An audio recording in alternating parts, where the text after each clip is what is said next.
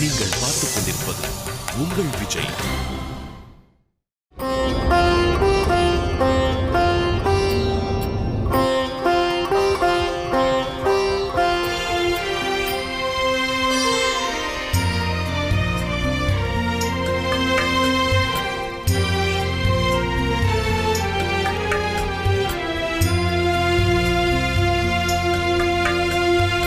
अंगादगान्त संभवसि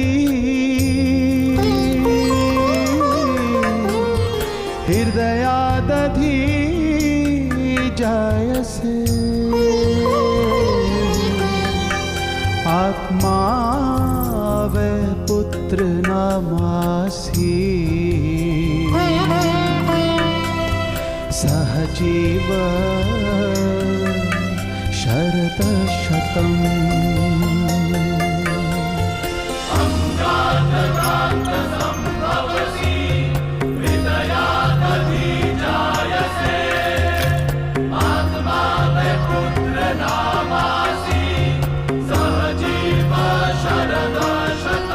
இந்த பாலகனின் ஜனனத்திற்காக நம்முடைய ராஷ்டிரமே ஆவலோடு காத்திருந்தது. ஆகையால் இப்பாலகனின் பெயர் திருதராஷ்டிரர். குமாரர் திருதராஷ்டிரர், குமாரர் திருதராஷ்டிரர், குமாரர் திருதராஷ்டிரர், குமாரர் திருதராஷ்டிரர், குமாரர் திருதராஷ்டிரர்.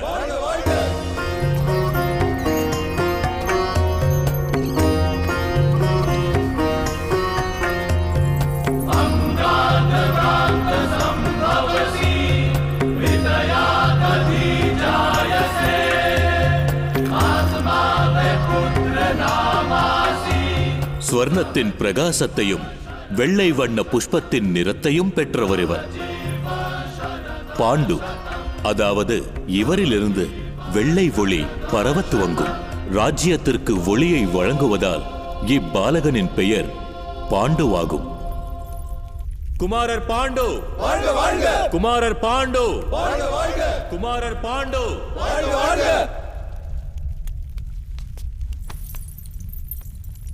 மகாமந்திரியே, குரு தட்சணையாக ராஜ்யத்தின் 3 கிராமங்களையும் 100 பசுக்களையும் வழங்குங்கள். உத்தரவு ராஜமாதா. ராஜமாதா.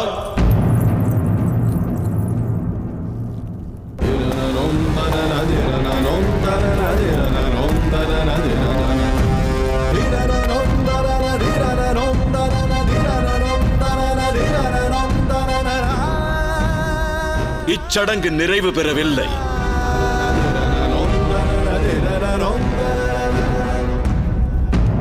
தாம் இந்த குழந்தைக்கும் பெயர் சூட்ட வேண்டும்.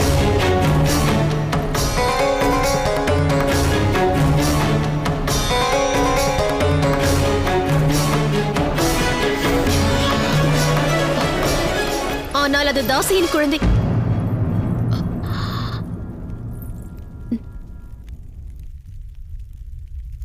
அது அடிமை பெண் குழந்தையாயிற்றே.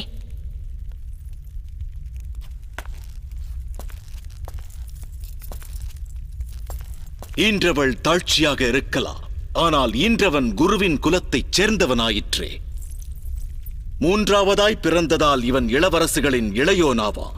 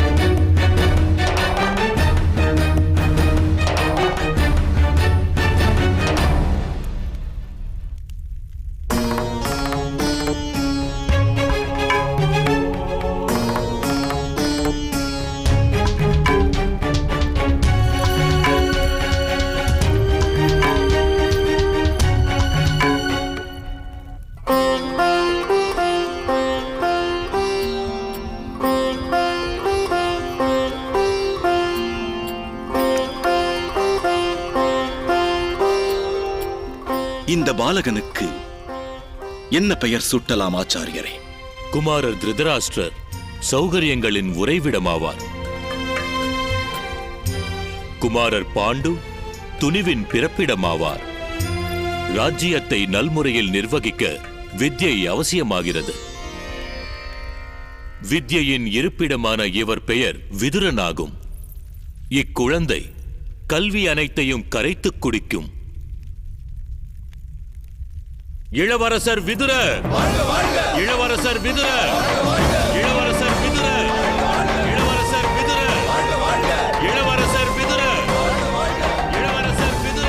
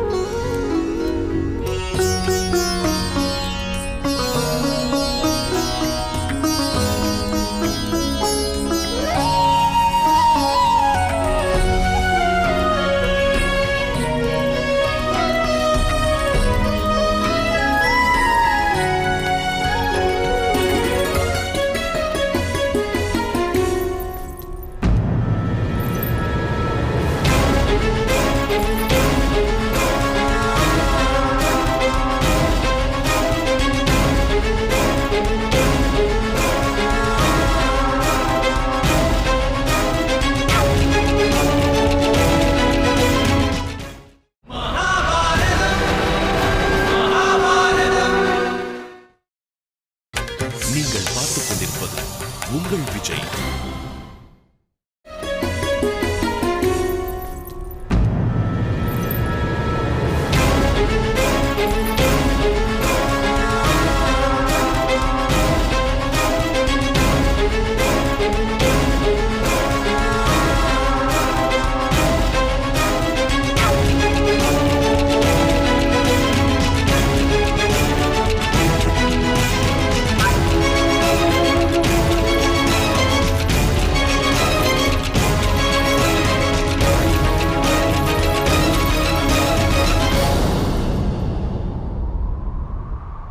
நான் தானம் பெற வரவில்லை ராஜமாதா. சுப முகூர்த்தத்தில் தானம் தர வந்துள்ளேன். கங்கை புதல்வனே பீஷ்மா,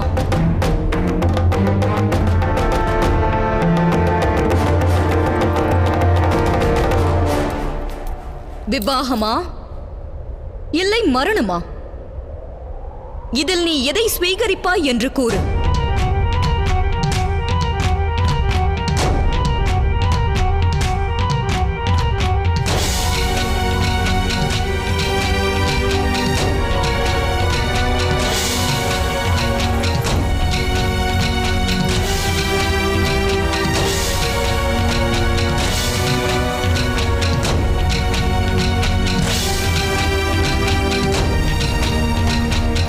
வானவகங்கை மைந்தனுக்காக பரசுராமர் அனுப்பி வைத்தவை இவை.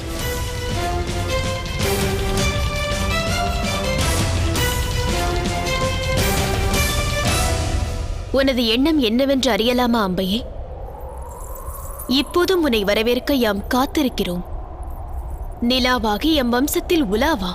எவ்வாறு சுகத்தை துறந்து சூளுரைக்கின்றாயே, இது என்ன தாத்பரியம்? உன் வாழ்வை ஏன் அனர்த்தமாக்க துடிக்கின்றாய்? என் சகோதரிகளுக்கு என்ன சுகம் கிடைத்தது? விதவை பதவி, வியாசனோடு உடல் உறவு, தாழ்ச்சி குலத்து சிசு.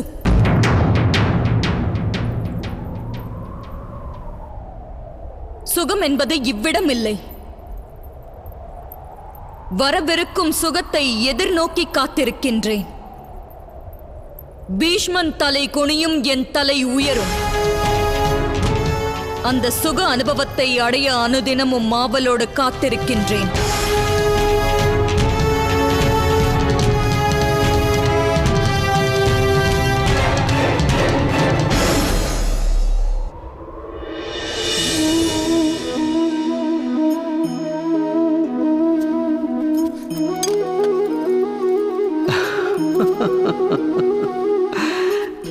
எதிர்காலத்திற்கான மறுபெயரே போராட்டம்.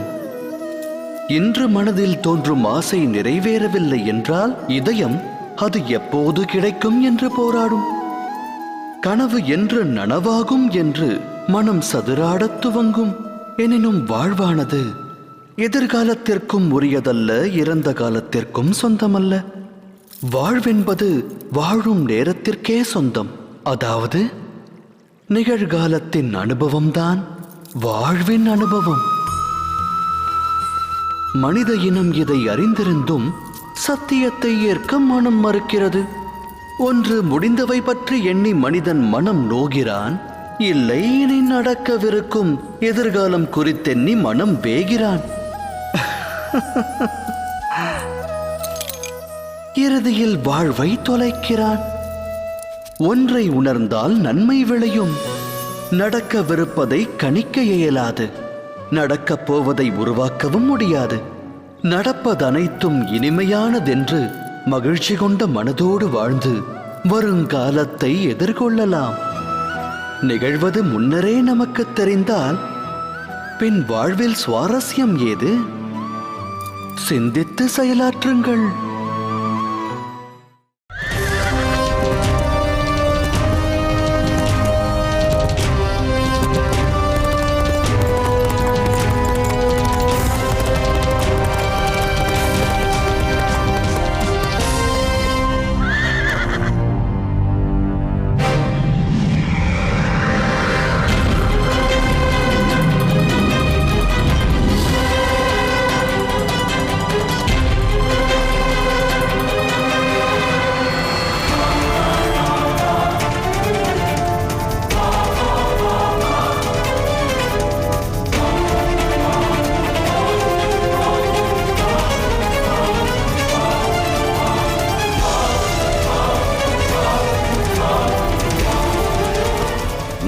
பீஷ்மா,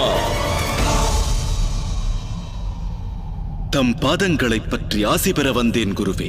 எனது ஆசியை பெற அருகதை உள்ளவனா இல்லையா? இம்முடிவை நான் தீர்மானிக்க வேண்டியுள்ளது. குற்றம் புரிந்த ஒருவனுக்கு குற்றமற்றவன் ஆசி வழங்குவதும் குற்றம்தான் என்று உறக்க சூளுரைப்பவன் நான். மேகத்தில் இருக்கும் நீர் மழை நீராக இந்நிலத்தில் விழுகிறது.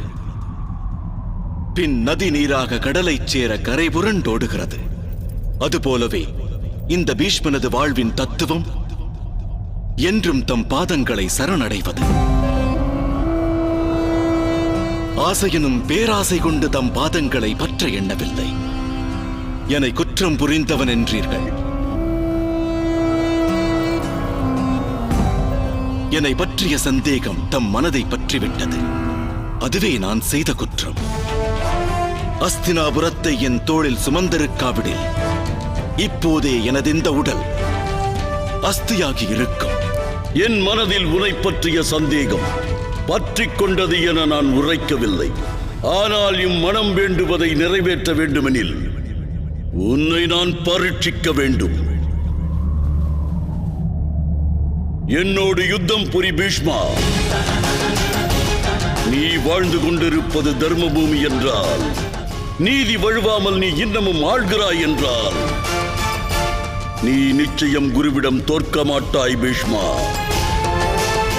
மலையிலிருந்து பாறை மண்ணில் வீழ்கிறது என்றால் அதற்கு மலையோடு இருந்த பற்றுதல் அருந்து விட்டது என்று அர்த்தம். யுத்தத்தில் வெற்றி எனதானால் தோல்வி உமதாகும். சீடனிடம் ஆசான் தோல்வியே கண்டாலும் அது ஆசானிற்கு பெருமையை சேர்க்கும் பீஷ்மா. தினவெடுத்த தோளோடு போர் புரிவாயாக. ஒப்பில்லாதவன் என்றும் அப்பழுக்கற்றவன் என்றும் ஐம்பொறி அடக்கிய தீப்பொறி என்றும் அகிலம் உன்னை நாவார புகழ்கிறது. கரைப்படியா உன் மீது சிறு கரை படிந்தாலும் அது உனக்கு குறைவாகும் பீஷ்மா. ஆகையால் கரங்களில் ஆயுதம் ஏந்து அகிலத்திற்கு அப்பழுக்கற்றவன் என்று உணர்த்த ஆயத்தமாகு. சஞ்சலம் வேண்டாம் பீஷ்மா.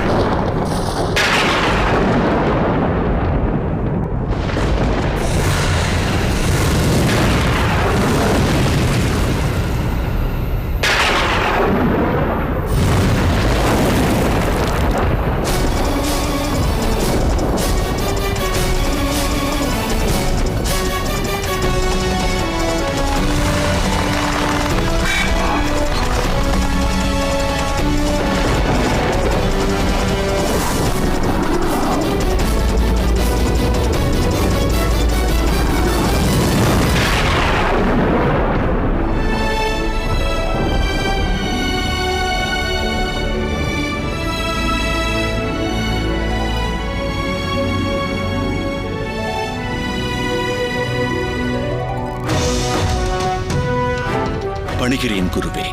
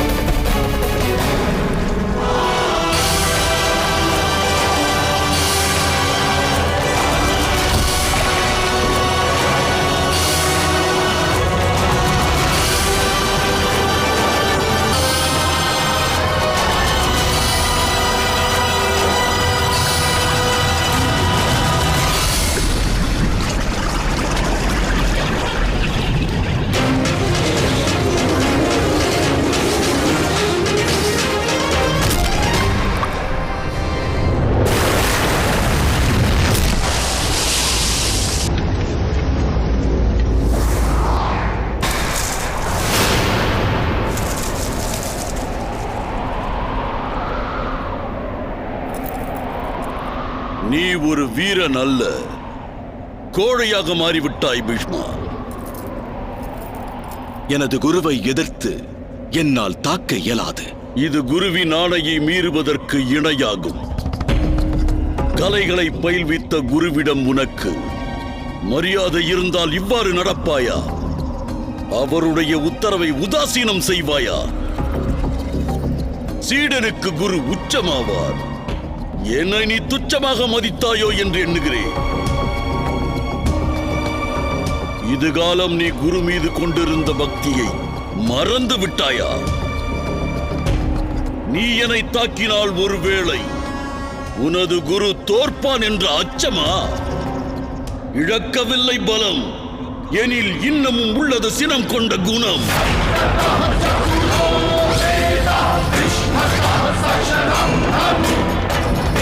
ब्रह्मम् इदं क्षत्रं च पदापि शरदपि